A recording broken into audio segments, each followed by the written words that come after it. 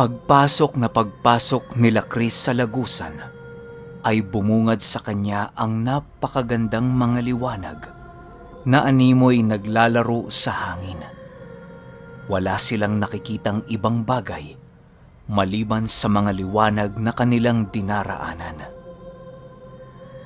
Ang mga nakikita mo, Chris, ay ang mga kaluluwa ng tao. Naghihintay ang mga yan ng kani-kanilang hatol. Wika ni Lolo Mac.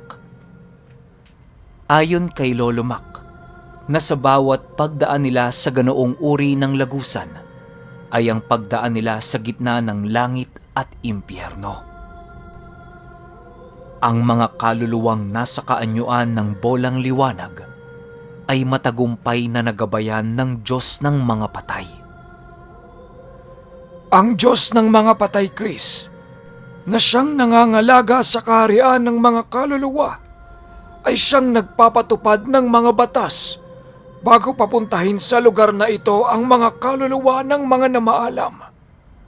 Mag-iingat ka, Chris, at huwag mong tangkaing hawakan ng mga yan dahil sa mapanganib ang mga ito. Sa oras na mahawakan mo ang mga bolang liwanag na iyong nakikita, ay lilikha ito ng isang pagsabog. Pagsabog na kayang palahuin ang iyong kaluluwa. Dagdag pa ni Lolo Mac. Nang nakalagpas na sila sa kanilang dinaanan, ay biglang nadapo si Chris sa sinasabing tinitirhan ni Lolo Mac. Kaya pala napaka-imposible sa kanyang tunguhin ang lugar na yon dahil sa hindi ito kayang hanapin sa aktwal na mundo. Animoy ang mga kubong itinirik ng mga ermetanyo doon ay nasa isang bangin na merong butas sa gitna. Huwag kang masyadong maglililikot dito, Chris, dahil sa napakadelikado ng lugar na ito.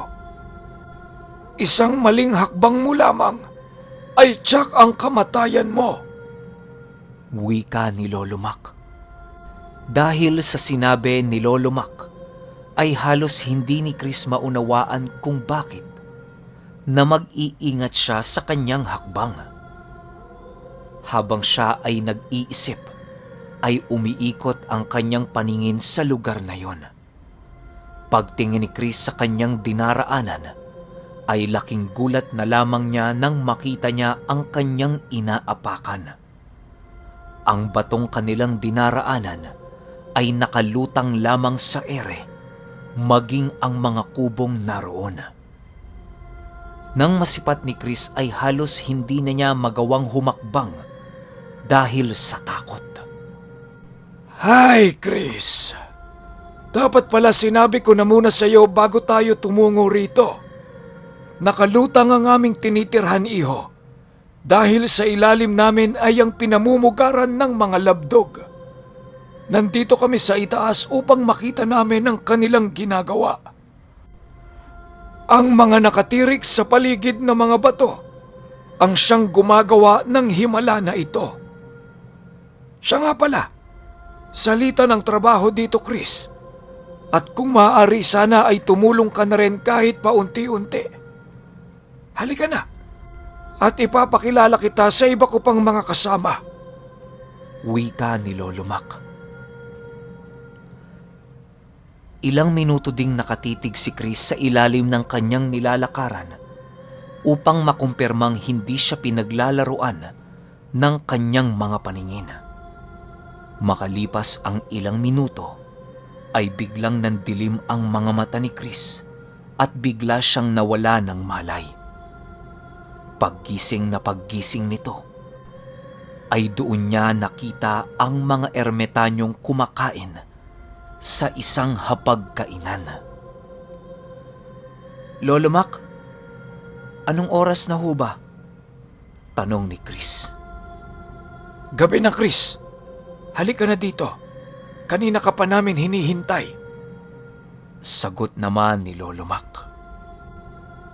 Halika rito, iho. Huwag kang mahiya sa amin. Dagdag naman ng punong tagapamahala.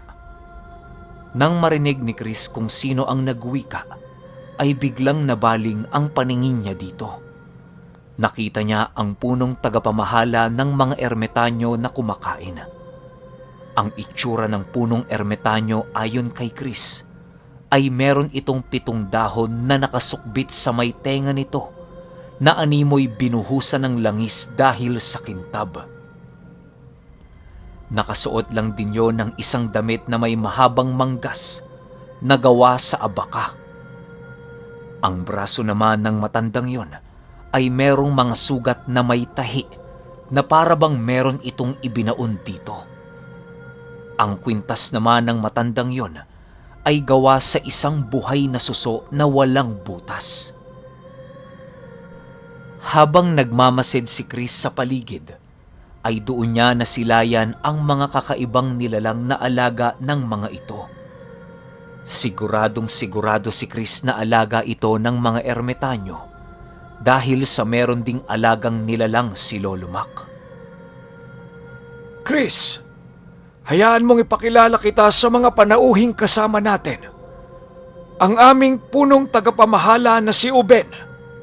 Sa katabi nito ay si Hermano na siyang bihasa sa mga usal ng pandigma. Si Laurel, ang tagapangalaga ng aming tinitirhan. Si Mobo, ang tagapangalaga sa aming mga mahiwagang hayop. At si Ricardo naman, ang tagapaghanap ng mga labdog. Batiin mo sila, Chris, ng merong paggalang. Wika ni Lolo Mac. Matapos itong marinig ni Chris ay agad naman siyang tumayo sa pagkakaupo upang bumati sa mga ito. Nang nakapagbigay galang na si Chris sa mga ito, ay bumalik na din siya sa kanyang kinahihigaan upang maupo. Huwag ka nang mahiya, iho. Lumapit ka na dito at sumabay sa aming pagkain. Wika ni Uben, ang punong tagapamahala. Sige lang ho. Hindi pa po kasi ako nakakaramdam ng gutom eh. Sagot naman ni Chris. Habang siya ay nagsasalita ay biglang nabaling ang kanyang wisyo sa kinaroroonan ng mga hayop na siyang alaga ng mga ito. Pagtingin ni Chris sa katabi ng hapagkainan ay bumungad sa kanya ang isang baboy na animoy tao ang hugis nito. Kumakain din yon ng pagkain na parabang walang pakialam. Nakabihis din ang baboy na yon ng kasuotang pangtao na siyang labis na ikinagulat ni Chris. Maliban pa sa baboy ay biglang lumitaw din ang isang malaunggoy na hayop na merong mga pakpak.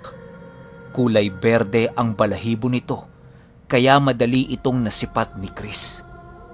Dahil sa mga nakita ni Chris ay labis siyang namangha sa mga hayop ng mga ermitanyo. Hanggang sa lumipas ang ilang minuto at biglang merong pumasok na isang makisig na lalaki. Tapos na ho ang aking paglilibot, maestrong punong tagapamahala. Si Rahab Balinsusay, biro lang, wika ng lalaki. Matapos nitong makapagwika, ay biglang naging mga alitap-tap ito na pumasok sa katawan ni Tandang Uben. Halos mapanganga na lamang si Chris sa kanyang mga nasilayan dahil sa labis nitong pagkamangha. Nang matapos na ang kanilang pagkain, ay agad din namang inanyayahan ng mga ito si Chris na lumabas ng kubo. Paglabas nila ng kubo, doon bumungad kay Chris ang napakagandang kalangitan. Meron itong isang buwan na napakalaki at napapaligiran ng 6 na buwan. Ang iba pang mga alagang hayop ng mga ermitanyo ay doon din nasipat ni Chris na lumilipad. Ang ahas ni Lolo Mac ay naroon din na nakikipaglaro sa isang agilang malaginto ang kulay. Chris, magmasid ka ng mabuti. Nais kong makita mo ang lahat ng ito upang ikay tuluyang mamulat sa mundong ating kinagagalawan. Wika ni Lolo Mac. Habang sila ay naglalakad, napansin ni Chris ang pagliwanag ng mga noo ng mga ermitanyo. Pagtingin sa kanya ni Lolo Mac, ay laking gulat na lamang niya nang makakita siya ng ikatlong mata nito sa noo. Nakakaiba. Nagliliwanag ang matang yon at meron itong dalawang itim sa gitna. Napangiti lamang sa kanya si Lolo Mac at agad din naman itong binaling ang kanyang paningin sa kanilang nilalakaran. Nang makarating sila sa dulo ng lugar na yon, ay halos mahimatay na naman si Chris dahil sa napakataas ng kinaroroonan ng kanilang tirahan. Pagtingin niya sa ibaba, doon niya nasipat ang malaaninong nilalang na tumatakbo sa kagubatan. Habang nakatingin sila sa kanilang ilalim, ay napansin ni Chris ang ginagawang pag-uusal ni Hermano. Napakabilis ng usal nito na hindi maunawaan ni Chris ang kanyang sinasabi. Nakakabingi rin ang usal ng matanda ayon kay Chris. Matapos nitong makapag-usal ay agad din naman nitong itinaas ang kanyang mga kamay at sa itaas nito ay biglang lumitaw ang isang taong unggoy. Meron itong dalang panangga at espada. Napakalaki din ng pakpak nito na halos maikukumpara mo na sa pakpak ng isang agila. Pagtalo nito sa nakataas na kamay ni Hermano, ay siya rin namang pagsugod nito sa kinaroroonan ng mga labdog. Habang nasa ere ang unggoy na yon, ay siya namang pag-apoy nito na 1 segundo lamang ang pagitan nang magkaroon ito ng mga ginintoang baluti. Agad din namang itinaas ni Lolo Mac ang kanyang kanang kamay at sumugod din ang kanyang alagang ahas. Nagliliwanag ang mga kaliskis ng ahas na yon na agarang nagkaroon ng mga tinik. Ang kanilang punong tagapamahala naman ay ganun din ang ginawa. Pagkatakas ng kanang kamay nito, ay biglang nagliwanag ang buo nitong katawan at biglang lumitaw ang isang makisig na lalaki na merong 4 na mga paa at kamay at merong 2 muka. Gulat na gulat si Chris noong mga oras na yon dahil yun ang nilalang na ikinuwento sa kanya ni Lolo Mac. Sa pagbaba nito sa lupa ay siya namang pagkakaroon nito ng nagbabagang mga baluti at isang espadang merong tanikalang napakahaba. Ang baboy naman na nasilayan ni Chris ay tumalon rin sa bangin na kanilang kinaroroonan. Panoorin mo, Chris! Ang kapangyarihan ng mga piniling ermitanyo! Wika ni Lolo Mac.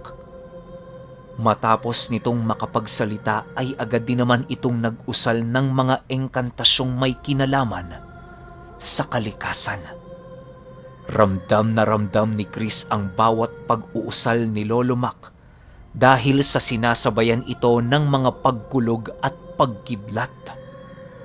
Matapos nitong makapag-usal, ay siya rin namang pagliwanag ng ikatlong mata nito. Sa bawat pagbitaw ng mga salita at pagkumpas ng mga kamay ni Lolo Mac, ay siya rin namang pagtama ng kidlat sa lupa na parabang isa ng ulan dahil sa sobrang dami.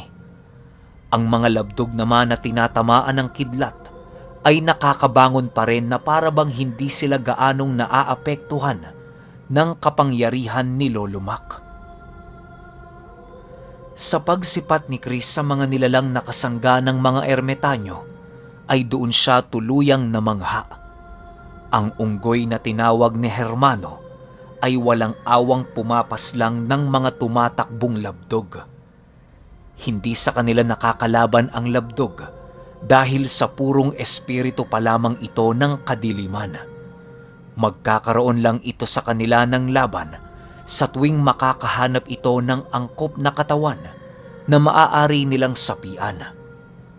Ang lalaking lumabas mula sa katawan ni Tandang Uben ay nagwawala na sa kagubatang kinaroroonan ng mga labdog. Sa bawat pagbitaw nito ng kanyang espadang merong tanikala, ay siya rin namang pagkaputol ng mga punong dinaraanan nito. Lahat ng labdog na tinatamaan ay nagiging abo dahil sa lakas ng gamit na taglay nito. Matapos nilang mapaslang ang lahat ng labdog, ay doon na silayan ni Chris ang pinagmumulan ng kalaban nila Lolomak. Isang higanteng malauod na nilalang ang nasipat nila sa kalangitan na nababalutan ng napakaitim na usok.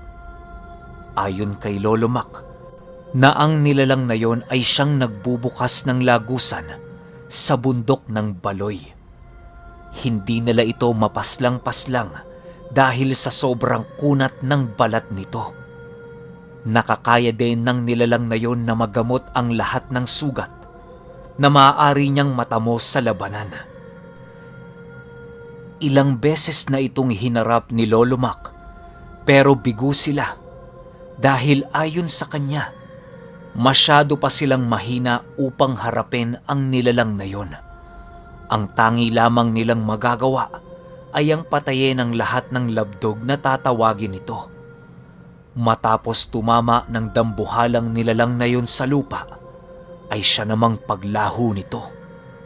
Biglang pumutok ang isang napakaitim na usok na siyang nagbalot ng panandaliang kadiliman sa paligid. Hey! Buti na lang at hindi gaanong marami ang labdog ngayong gabi. Wika ni Hermano. Kaya nga kapatid, makakapagpahinga na tayo ng maayos. Sagot naman ni Lolomak. Matapos nilang makapag-usap ay agad din naman silang naglakad pabalik sa kanilang kubo.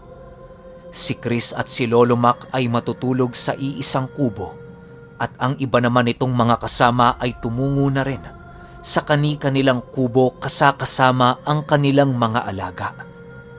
Pagpasok ni Chris sa kubo ni Lolomak ay halos lumuwa ang kanyang mga mata dahil sa sobrang ganda ng loob nito. Kung sisipatin mo ito sa labas ng kanyang bahay, ay hindi mo aakalaing ganun kaganda ang loob nito. Nagulat ka ba, Chris? Alam mo, Chris, ang kubong ito ay merong kang mapupulot na isang napakahalagang aral. Diba nung tiningnan mo ang kubo sa panlabas nitong anyo ay hindi ka nagulat? Pero nung pumasok ka, ay biglang nag-iba ang iyong reaksyon.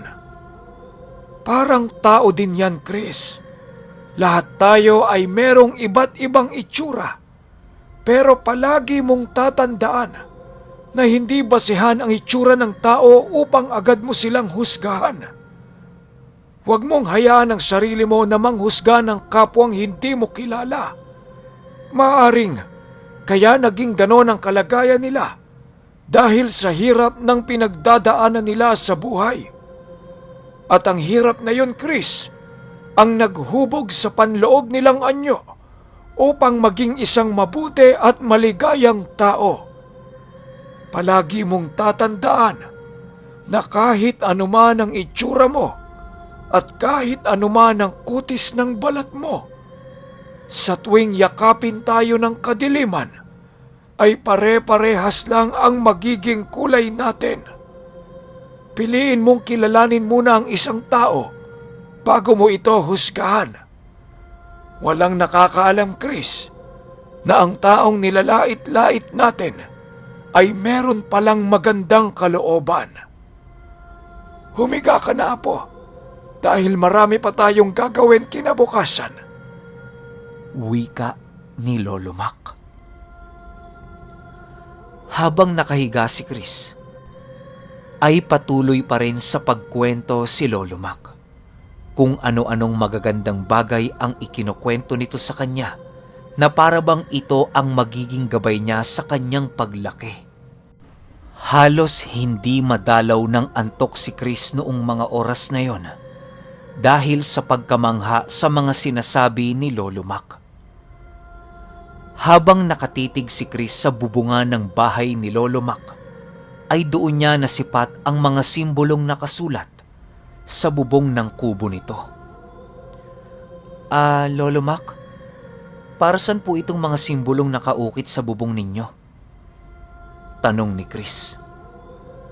Pang-proteksyon lamang yan, Chris. Kaming mga ermitanyo ay sanay na maglagay ng mga pamproteksyon sa aming bahay upang maging ligtas ang aming pamamahinga. Yung bahay kong iniwan sa atin, Chris, ay meron ding mga ganyan upang magsilbing panangga sa kadiliman. Sagot naman ni Lolo Mac. Dagdag pa ni Lolo Mac na hindi basta-bastang makita ang nilalagay nilang simbolo dahil sa napakaliit lamang nito. Makikita lamang yon ng isang tao kung siya ay malapitang tumingin sa bubong ng bahay ng ermitanyo. Dahil sa hindi mapakalis si Chris sa kanyang higaan, ay bigla siyang tumagilid. Pagtingin niya sa papag ng kubo ni Lolo Mac, ay doon niya nasipat ang alaga nitong ahas na namamahinga sa ilalim ng papag. Walang ingay itong ginagawa kahit napakalaki nitong nilalang. Habang nagmamasid si Chris sa paligid, ay napakarami niyang naririnig na kung ano-anong nilalang na humuhuni. Lumipas ang 1 oras na pagmamasid ni Chris at hindi niya namalayang nakatulog na pala siya ng mahimbing. Kinaumagahan ay maaga pang ginising ni Lolo Mac si Chris upang magkape. 2 araw na doon si Chris noong mismong araw na yon, pero gulat na gulat pa rin siya paglabas nila ng kubo. Doon niya nasilayan ang mga higanteng batong nakapalibot sa tinitirhan ng mga ermitanyo. At ang mga kakaibang nilalang na ginagawang pagkain ng mga ermitanyo. Marami rin siyang nakikitang mga halamang gumagalaw na kamukhang kamukha ng tagabantay ng bahay ni Lolo Mac. Makalipas lamang ang ilang minuto at iniabot na ni Lolo Mac ang 1 basong merong lamang kape. Pag-amoy dito ni Chris ay halos hindi niya mawari kung anong uri ng kape ang kanyang iniinom. Pagdampi ng labi niya sa baso ay doon niya nalasahan ang napakasarap na kape na ginawa ni Lolo Mac. Napakasarap nito, Lolo Mac! Anong klaseng kape to? Gulat na tanong ni Chris. Mga dahon lang yan, Chris. Tinatawag yan tsaa sa mundo ninyo. Ubusin mo na yan, iho, dahil ibabalik na muna kita sa pamilya mo. Ramdam ko ang pag-aalala nila. Sagot naman ni Lolo Mac. Sa pagpapatuloy ng kwento ay ang pagnanais ni Chris na maging ermitanyo. Okay, Happy Father's Day muna sa lahat ng mga tatay ninyo, papa ninyo, asawa ninyo, o kung sino man. Basta, Happy Father's Day po sa inyong lahat. At baka yung susunod na part 6, baka after mag-video ako ng tatay ko, siguro mga 9, 10. So, kita-kits tayo. Maraming salamat.